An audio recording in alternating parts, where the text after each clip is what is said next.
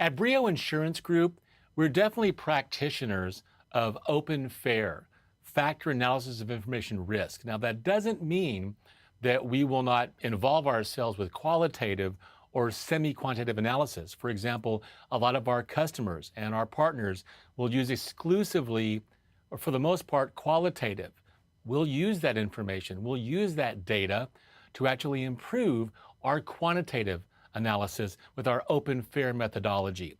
That being said, as we look at risk determination, I want to start out with a classic example of kind of explaining how assumptions and bias are inevitable, even when we're doing quantitative, which means we're not really doing it right if we have too much assumption and too much bias. Now, take a look at this picture where we have this old tire hanging from a tree. Okay, this is the bald tire metaphor, right? So based on what you see here, how much risk is there? Okay, how much risk is there? Well, imagine that the rope is actually frayed at about the halfway level between where the knot is and the top of the tree, okay, where it's tied. Okay, how much risk do we have now, right? What kind of threat do we have? What's the vulnerability? What's the risk, okay?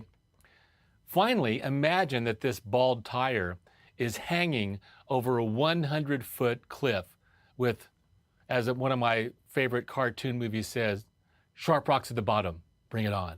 Okay, so sharp rocks at the bottom, right? 100 feet over this cliff.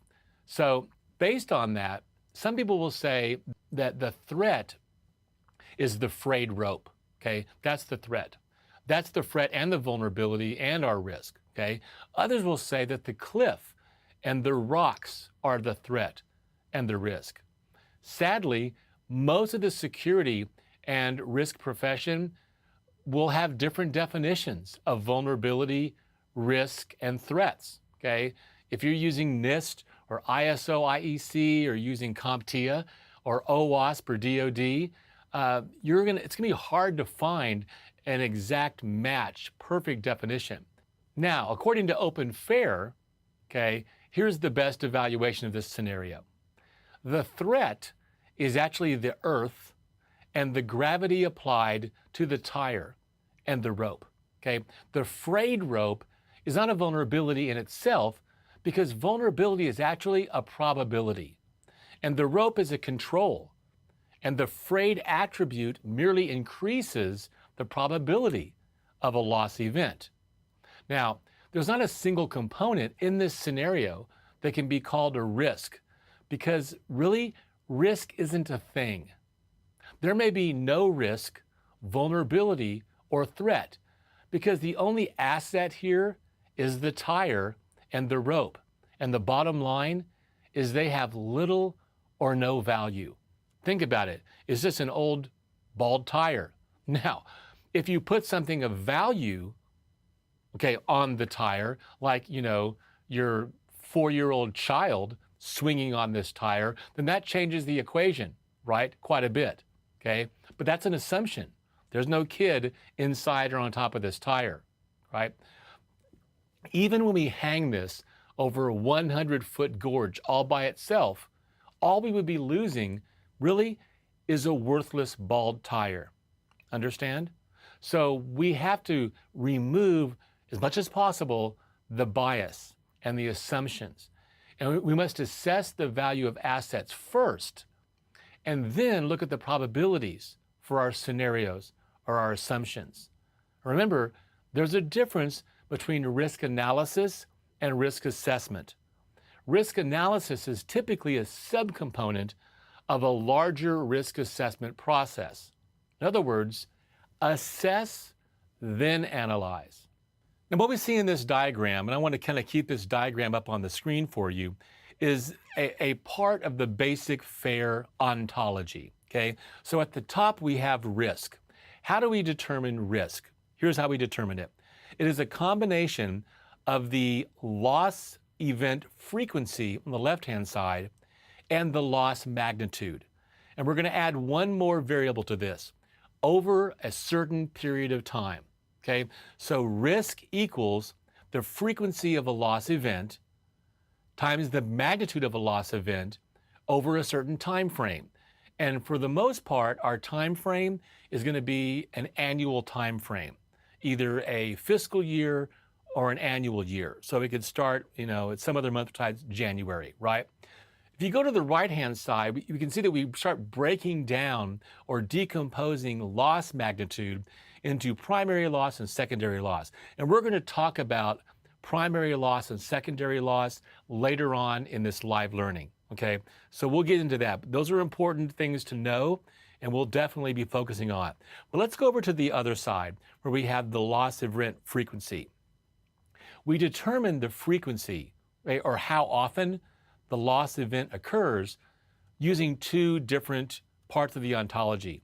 One is the threat event frequency, okay? How often does the threat event happen, and what is our vulnerability?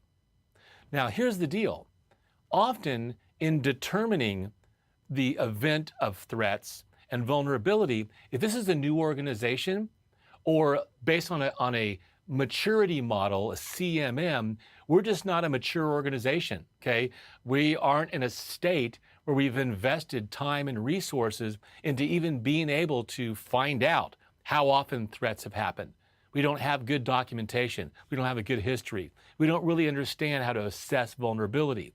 So we often have to decompose, okay? We have to break down some of these things and get into a more fine examination. So there's loss event frequency, and we know that those are two variables that have probabilities, okay? Well, one has a probability. Threat event frequency is not a probability. It should be a number, okay? Based on a scenario like ransomware or a privileged insider stealing data, selling on the dark web, okay? Or a botnet, okay? So the threat event frequency. How can we break that down? How can we decompose that? Well, we could say, how often does a threat agent come in contact with an asset? That would help us to understand the frequency if we're trying to project and forecast the frequency, okay? If we don't have any historical data to go on, well, we need to be able to forecast and predict.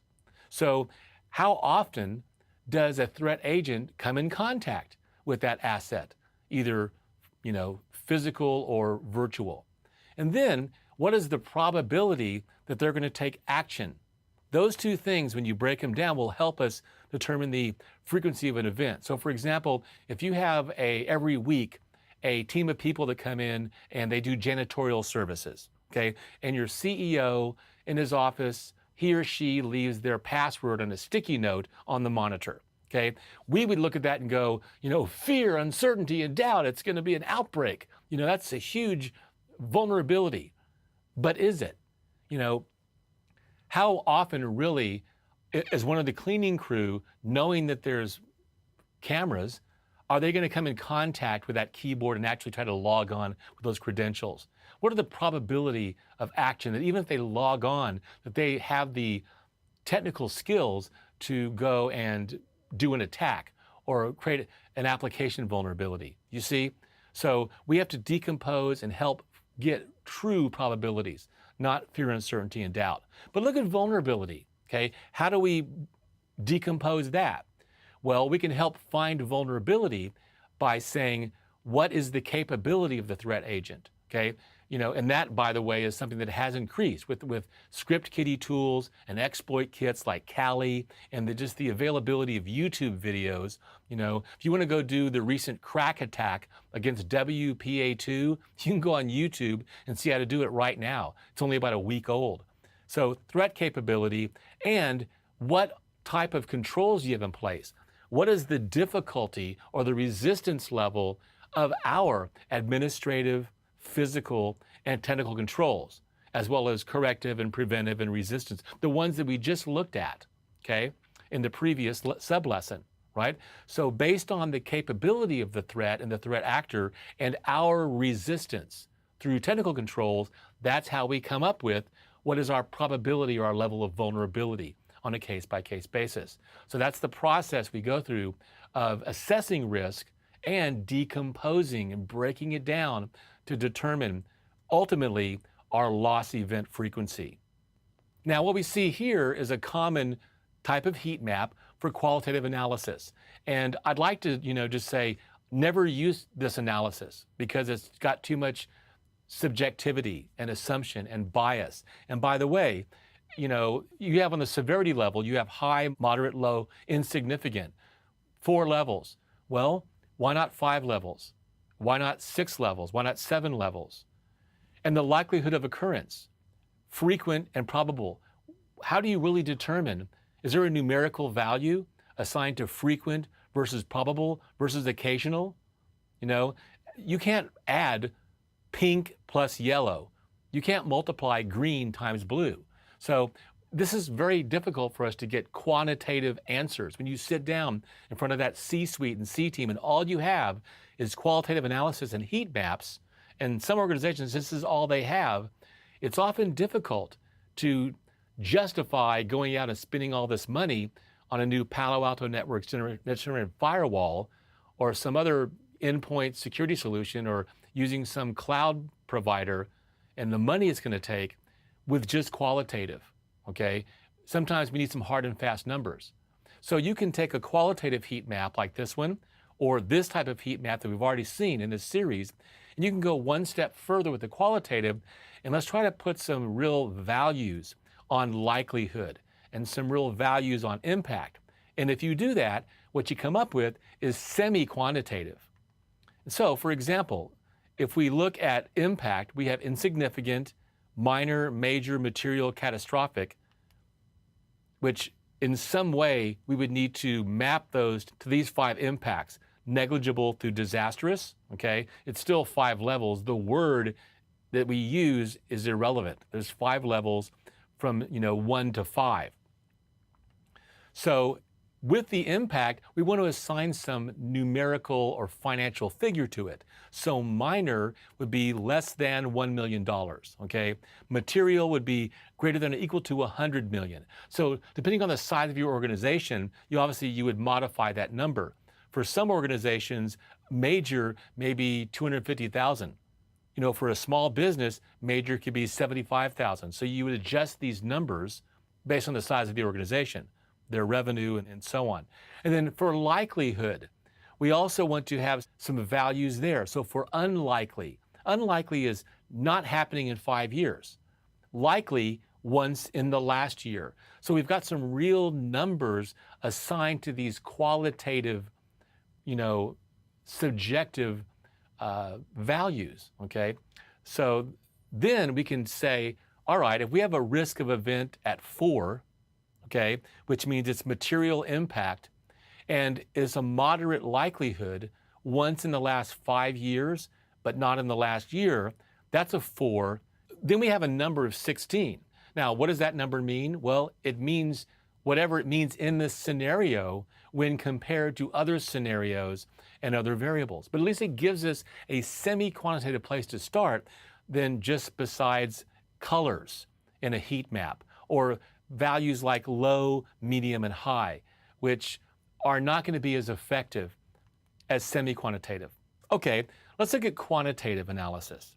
Here's the classic quantitative analysis. And at least when I look at this, it does have some of the things that we have in open fair. So for example, ALE is annualized loss expectancy. Well, there you go. There's your timeline, okay? Annual. It could be, again, it could be a fiscal year or it could be a calendar year. So we have that aspect of it. Then you have AV times EF. AV is the asset value, okay? So that's magnitude. And then times event frequency. Well, that's event frequency. So we see some of the things in the open fair ontology in the classic analysis. So AV times EF is actually the single loss expectancy, okay? So the formula breaks down to your annualized loss expectancy is the single loss expectancy, again, of a single event or incident, like a data breach of credit cards, times the annualized rate of occurrence. Okay, here's where the quantitative analysis breaks down, though. It's when there's too much guesswork and too much bias that goes into this. Because asset value, you can pretty much determine that. You go to the comptroller, you go to the financial department, you can figure out how much an asset costs and the depreciation. Now, logical or intangible assets are a different story, and that's for a different discussion. But some of these things, like single loss expectancy, you have to do some guesswork. And that's where using a more superior quantitative methodology can actually improve your classic quantitative analysis. And by the way, you need to remember this formula for the exam. Other risk methods, and we're going to see some of these as we progress through, but like I said, I'm a practitioner of open fair, but there will not be a lot of open fair on this exam. So we need to realize there's other risk analysis methods out there, and you should familiarize yourself with these in your favorite search engine, okay? We'll talk about some of these again later, but Octave, for example, where you build asset-based threat profiles, and that leads to identifying vulnerabilities to your infrastructure, which leads to your strategy and planning and program development. There's the Bayesian analysis. Bayes was a mathematician and I think he was a theologian, might have been a preacher. So Bayes, mathematician, that underlies the open fair model. The Delphi method, where you do anonymous reporting, or you ask questionnaires anonymously and then you come back and you compile it. There's event trees and fault trees.